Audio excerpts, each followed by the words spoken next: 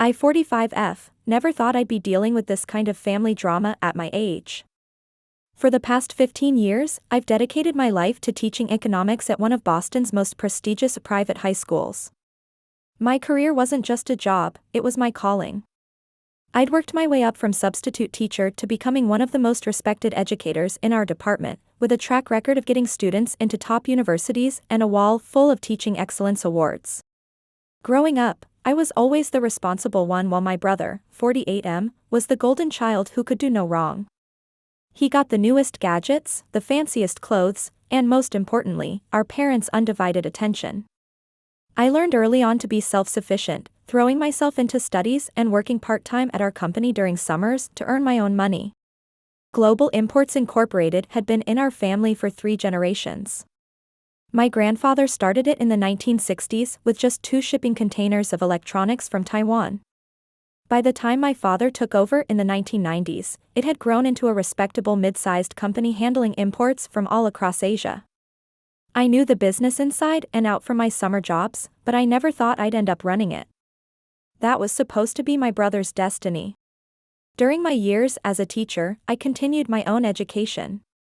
I completed my MBA through evening classes at Boston University, often grading papers during break times and preparing lesson plans on weekends. When I graduated with honors, my parents barely acknowledged it. But when my brother managed to complete a 6-week business seminar, they threw a lavish celebration at the Four Seasons. I built my reputation at Bedford Academy slowly and steadily. My students consistently achieved the highest AP economics scores in the state. I developed an innovative curriculum that combined theoretical concepts with real-world applications, often drawing from my experience at Global Imports. The school board had recently approached me about taking over as department head starting next semester. After 15 years of hard work, I was finally about to achieve everything I'd worked for. Then came the phone call that changed everything. "We need to talk," my father said one evening, his voice unusually serious. I had just finished telling him about my upcoming department head interview. "The company, it's not doing well. We're losing money faster than ever before." I met him at his office the next day. The space hadn't changed much since my summer job days, same dark wood furniture, same family photos on the walls, same view of Boston Harbor. But my father had changed. He looked older, tired, the weight of his decisions evident in the slump of his shoulders. He pushed a stack of financial reports across his desk. "Your brother," he started, then stopped, rubbing his temples. I thought he was ready, but his voice trailed off as I began reviewing the documents. The numbers told a story of systematic mismanagement that made my stomach turn. Last month alone, there was a $50,000 team-building event at a luxury resort in the Bahamas. A $180,000 Tesla Model S purchased under transportation expenses. A $25,000 shopping spree at Armani somehow classified as professional development. The company was hemorrhaging money through 1,000 expensive cuts, all traced back to my brother's spending habits. "Has the board seen these reports?" I asked, my teacher's instinct kicking in as I organized the papers into neat piles. My father shook his head. "Your brother has a way of presenting things differently to the board. More vaguely. The details get buried in broader categories." I continued going through the documents, my heart sinking with each page. Our major suppliers were threatening to cut ties due to late payments. Long-term clients were jumping ship, citing unprofessional conduct and missed deadlines. The company's reputation, built over 3 generations, was crumbling under my brother's leadership. "I need you to take over as CEO," my father said finally. "You're smart, responsible, and you know the business. The company needs you." I sat there, stunned. For years, I'd been told this was my brother's birthright. Now suddenly, because he couldn't handle it, they wanted me to step in and fix everything. What about my career? I protested. "I've worked 15 years for this department head position. I have students depending on me. I have a responsibility to them." "This is our family's legacy," he interrupted, his voice cracking slightly. "Your grandfather built this company from nothing. Are you really going to let it fail?" I looked at the old black and white photo on his wall, my grandfather standing proudly in front of his first warehouse. The weight of 3 generations of family history pressed down on my shoulders. I thought about my students, my classroom, the life I built for myself. Then I thought about the employees at Global Imports, their families, their livelihoods hanging in the balance. Your brother won't like this, I said finally. Dad sighed heavily. Let me handle your brother. Will you do it? I stared out the window at the Boston skyline, watching my carefully planned future slip away. 15 years of building my reputation in education. The department head position I'd worked so hard for. My students' faces flashed through my mind. Would they understand why I was leaving? Would they feel abandoned? Yes, I heard myself say. I'll do it. The next few weeks were a blur of activity. I negotiated a leave of absence from Bedford Academy, citing family emergency. The headmaster was understanding but disappointed. My colleagues organized a hasty goodbye gathering, complete with a card signed by all my students. Reading their messages later that night, you changed how I think about economics, thank you for believing in me, you're the best teacher I've ever had, I cried for the first time since making my decision. My first day as CEO of Global Imports Incorporated felt surreal. Walking through the familiar hallways, I was greeted by faces I'd known since I was a teenager running errands and filing paperwork during summer breaks. Some looked relieved to see me, others skeptical. Mrs. Rodriguez, our head of accounting who'd been with the company for 20 years, hugged me with tears in her eyes. I spent that first week buried in financial reports, my MBA finally proving useful in ways I hadn't expected. Mrs. Rodriguez and her team were invaluable, providing me with years of records and explaining various accounting practices that had become standard under my brother's influence. I hate to show you this, Mrs. Rodriguez said one evening, placing a thick folder on my desk, but you need to see where the money's really going. The numbers in Mrs. Rodriguez's folder told a devastating story. Pages of documents revealed a pattern of excessive spending that made my economics teacher instincts scream in horror. The Tesla was just the tip of the iceberg. A $15,000 per month penthouse apartment listed as client entertainment facilities. Weekly, business dinners, at Michelin-starred restaurants with no record of who attended or what was discussed. Designer suits and watches filed under professional image maintenance. Has my father seen these reports? I asked Mrs. Rodriguez. She shook her head. Your brother always had a way of presenting things differently to your father. More vaguely. The details got buried in broader categories. I stayed late into the night, poring over every detail. The more I looked, the more I found. Weekend trips to Vegas labeled as a client relationship building. A $30,000 home theater system for the penthouse categorized as multimedia conference equipment. The company was being bled dry through 1,000 expensive cuts, all traced back to my brother's lifestyle. By midnight, I had made my decision. I drafted a new company expense policy, one that would eliminate all these excessive privileges. Everyone, including my brother and myself, would operate on base salary alone. No more luxury cars, no more penthouse apartments, no more shopping sprees disguised as business expenses. As I finished typing the last page of the new policy, I glanced at the old black and white photo of my grandfather on the wall. I'm going to fix this, I promised him silently. Whatever it takes. I knew the storm that was coming. My brother wouldn't take these changes lying down. But I had the numbers, the documentation, and most importantly, the authority to make these necessary changes. Let him try to justify $2,000 sushi dinners as a business expense to my face. The confrontation came sooner than expected. I was reviewing supplier contracts when my office door burst open with such force that it bounced off the wall. My brother stormed in, his face red with rage, waving a copy of the new expense policy I had distributed that morning. What the hell is this? He shouted, slamming the document onto my desk. You think you can just walk in here and take everything away from me? I kept my voice steady. These are necessary changes to save the company. You've always been jealous of me, he spat. Always trying to prove you're better than me. And now you're using Dad's temporary insanity to push me out. No one is pushing you out, I said. But the company can't afford to bankroll your lifestyle anymore. My lifestyle? He laughed bitterly. I bring in half our clients. You think they want to meet in some cheap restaurant? Drive around in a Toyota? They want to do business with a solvent company, I countered. Which we won't be if. Screw you. He kicked my visitor's chair across the room. You're nothing but a jealous schoolteacher who couldn't stand seeing me succeed.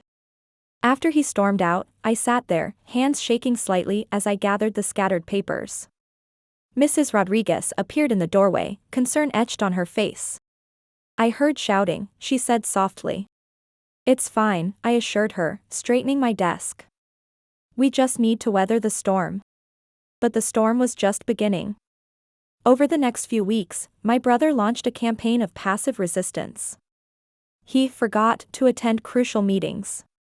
Important documents mysteriously disappeared from my desk. Long-term clients started receiving calls suggesting that the company was in trouble because of my inexperience. Through it all, I kept pushing forward. I renegotiated contracts with our suppliers, implemented new accounting procedures, and started rebuilding relationships with clients who had been neglected under my brother's leadership. Slowly, the numbers began to improve. Looking at these small victories, I couldn't help but think about my classroom back at Bedford Academy. Teaching economics had been about more than just supply and demand curves. It was about helping students understand how decisions impact lives, how responsibility and accountability matter in the real world. Now I was living those lessons in the most personal way possible. Late one night, as I was preparing for a board meeting, my father stopped by my office. He stood in the doorway for a moment, looking around at the changes I'd made. Gone were the pretentious art pieces my brother had installed, replaced by charts tracking our recovery progress and framed letters from satisfied clients. You're doing a good job, he said finally. Better than I expected. I looked up from my papers. Better than you expected from a teacher, you mean? He had the grace to look embarrassed. Your brother, he's having a hard time adjusting to the changes. The changes are necessary, I said firmly. The company was dying, Dad. You know that. He nodded slowly. I know. Just try to be patient with him. He's still your brother. As I watched him leave, I thought about all the times I'd heard that growing up. Be patient with your brother. Make allowances for your brother. Let your brother have his way. Some patterns are hard to break, even when they're destroying everything you're trying to build. But I had made my choice. I had walked away from 15 years of teaching to save this company, and I was going to do it right. Even if it meant standing up to my family in ways I never had before. The black and white photo of my grandfather seemed to watch me as I turned back to my work. I wondered what he would think of all this, his granddaughter giving up her career to save his legacy, while his grandson treated that legacy like a personal piggy bank. I hoped he would understand why I had to make these changes, why I couldn't just let things continue as they were. Looking at the quarterly projections spread out before me, I felt a familiar teaching instinct kick in. This wasn't so different from preparing lessons, really. The company was my classroom now, and the lesson was one I'd taught many times before: actions have consequences, and success comes from responsibility, not privilege. I just hoped my family was ready to learn that lesson. Update 1: It's been 6 months since I implemented the new expense policies, and I need to share what's been happening. The situation with my family has gotten worse, but the company's financials are finally showing signs of improvement. First, the good news: our quarterly reports show a 40% reduction in operational costs. We've managed to retain 90% of our key clients despite my brother's attempts to undermine relationships. The new accounting procedures have revealed years of hidden inefficiencies that we're now addressing. Mrs. Rodriguez tells me we're on track for our first profitable quarter in 2 years. But the personal cost has been steep. My brother has escalated his campaign against me beyond anything I could have imagined. Last week, he called an emergency board meeting behind my back, presenting a doctored financial report suggesting that my extreme cost-cutting measures were driving away clients. Thankfully, Mrs. Rodriguez was there with the actual numbers to refute his claims. His latest move was showing up at our parents' house for Sunday dinner with a business consultant who just happened to be an old fraternity brother. This expert spent 2 hours explaining why traditional business practices, meaning my brother's excessive spending, were essential for maintaining our company's image in the modern market. Your sister's academic approach is destroying decades of relationship building, he declared over mom's pot roast. In this business, perception is reality. You can't entertain clients at Applebee's and expect them to trust you with million-dollar contracts. I sat there, gripping my fork, as my mother nodded along. He has a point, dear, she said to me. Your brother has always had good instincts about these things. Maybe you're being too rigid. Too rigid? I couldn't help but laugh. Would you like to see the real numbers? How about the $180,000 image maintenance bill from last year? Or the Vegas weekend that somehow cost more than our entire Q2 shipping budget? That's different, my brother interrupted. Those investments were about building relationships. Something you wouldn't understand after spending 15 years in a classroom. The dinner devolved from there. My father mostly stayed quiet, picking at his food as my brother and mother tag-teamed their defense of the old way of doing things. By dessert, it was clear that in their eyes, I was still the outsider, the teacher who didn't understand real business. The irony is brutal. The company's numbers have never been better since I took over. We've cleared most of our outstanding debts, renegotiated better terms with our suppliers, and even started exploring new market opportunities. But none of that seems to matter compared to my brother's natural business instincts. Yesterday, I overheard my mother on the phone with my aunt, lamenting how I've changed since taking over the company. She's become so cold, she said. All she talks about is numbers and efficiency. That's not what her grandfather built this company on. No, what my grandfather built this company on was hard work and actual business sense, not expensive dinners and luxury cars. I still look at his photo every day, and I wonder if he ever faced anything like this, family members who cared more about appearances than substance. Mrs. Rodriguez and a few other long-term employees have been my saving grace. They remember how things were before my brother took over, and they support the changes I'm making. Your grandfather would be proud, Mrs. Rodriguez told me last week. He cared about building something real, not just looking successful. The board meets next week to review our first half-year results under my leadership. The numbers speak for themselves: reduced expenses, improved efficiency, better client retention rates. But I can already hear my brother's arguments about damaging the company's image and losing our competitive edge. I know this fight is far from over. My brother is already hinting at bringing in outside investors who share his vision for the company. Meanwhile, our parents continue to pressure me to find a middle ground, which basically means letting my brother resume his spending sprees. But I've come too far to back down now. I gave up my teaching career to save this company, and I'm going to see it through, even if it means continuing to disappoint my family's expectations of what a proper business leader should be. I just never thought that saving a family business would mean potentially losing my family in the process. Update 2, 8 years. 8 years of early mornings and late nights. 8 years of tough decisions and careful management.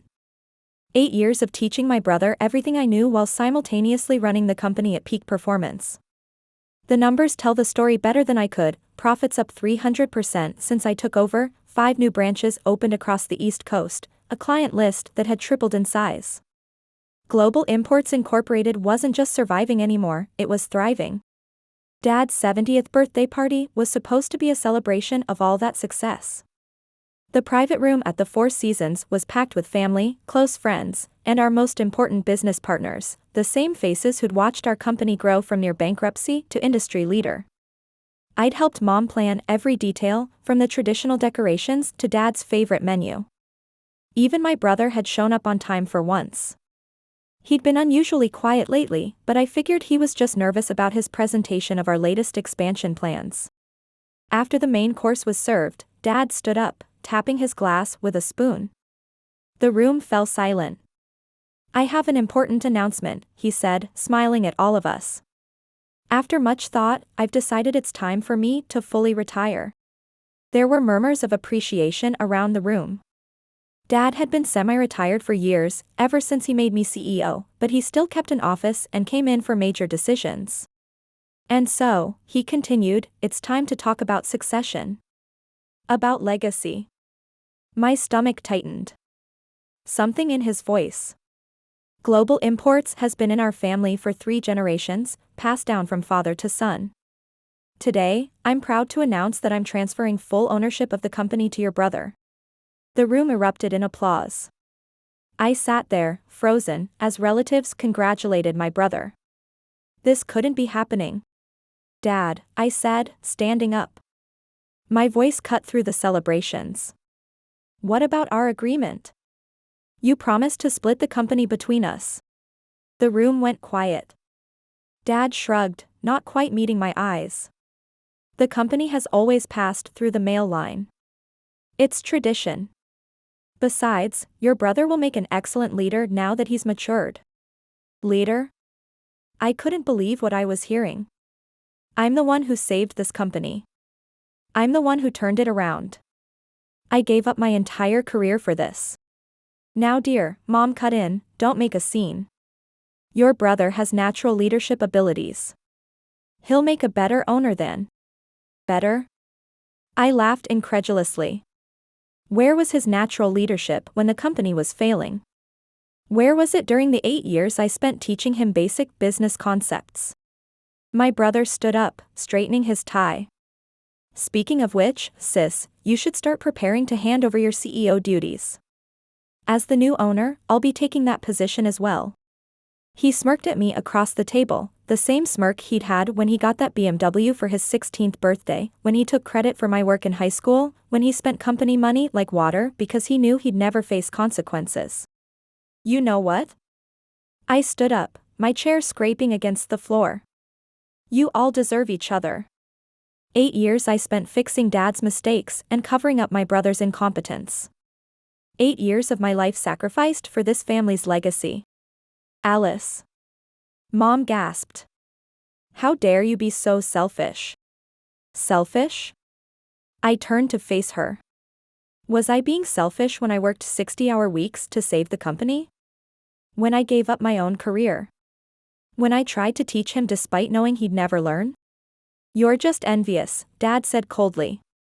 You've always been jealous of your brother's natural business sense. Get out, Mom said, pointing to the door. If you can't be happy for your brother's success, you can leave. I looked around the room at my relatives' uncomfortable faces, at the business partners who wouldn't meet my eyes, at my family's expressions of righteous indignation. Gladly. The next morning, I walked into the office one last time to clear out my desk. My brother was already there, feet up on his new desk, my old desk, watching me pack. Don't forget to leave your keys, he smirked. I dropped my resignation letter on his desk without a word. 8 years of my life packed into one cardboard box. But as I walked out of those offices for the last time, I felt lighter than I had in years.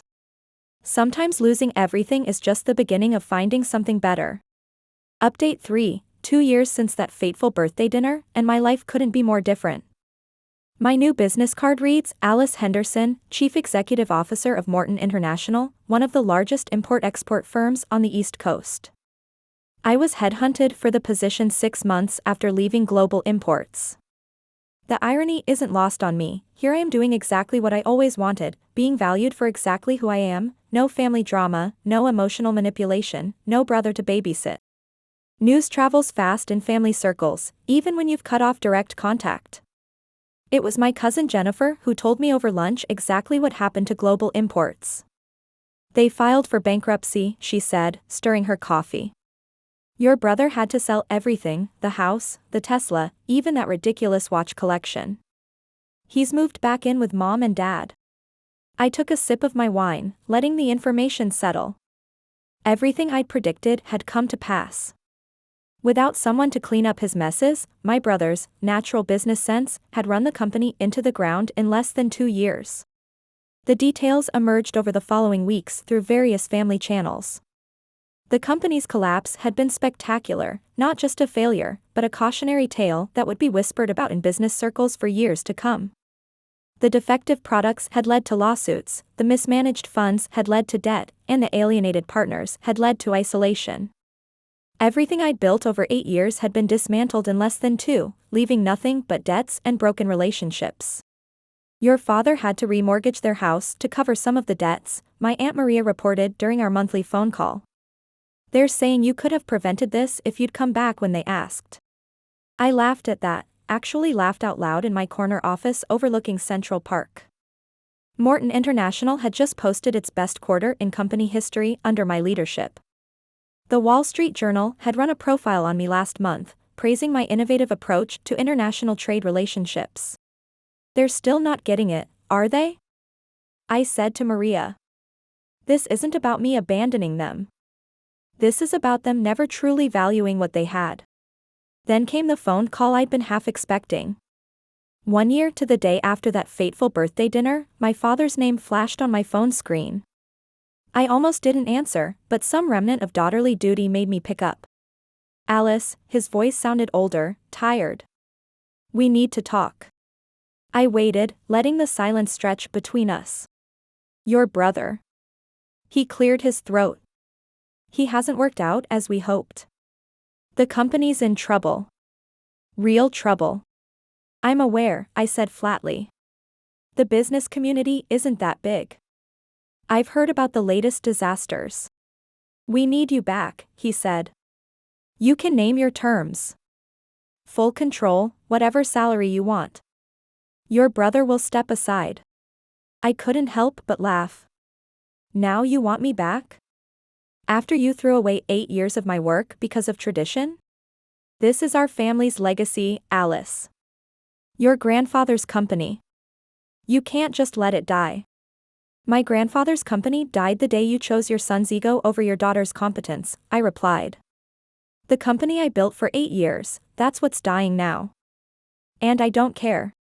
How can you say that? His voice rose. This is your family's business, your heritage. You have a responsibility. No, Dad, I don't. Not anymore. You made your choice a year ago. Now you can live with it. I hung up and blocked his number. Then I blocked Mom's number too, for good measure. Looking out my office window at the Manhattan skyline, I smiled. The quarterly results on my desk showed Morton International exceeding all projections. We were expanding into 3 new markets next quarter, and I had just been named one of Business Weekly's top 40 under 50 executives. Your strategy for the Asian markets is brilliant, Richard Morton, the company owner, had told me last week. Best decision I ever made, bringing you on board. Later that evening, sitting on my penthouse balcony, bought with my own money, earned through my own merit, watching the sunset over the city, I thought about my brother, probably still living in our parents' house, still blaming everyone but himself for what happened. I thought about my father, who chose tradition over talent, and my mother, who chose favoritism over fairness. I thought about that old black and white photo of my grandfather that used to hang in the office. I wondered if they'd managed to save it from the liquidators, or if it had been sold along with everything else. A notification popped up on my phone, another glowing review of our company's performance under my leadership. The headline read, Morton International CEO transforms company culture, a new era of growth. Should I feel guilty? That's what they all expect, the relatives who still talk to me, the old family friends who whisper about the prodigal daughter who let her family's legacy die. They think I should be torn up inside, haunted by what happened. But I'm not. Because here's the truth about legacies, they're not about buildings or brand names or even family traditions. They're about values. My grandfather built his company on hard work, integrity, and genuine business acumen.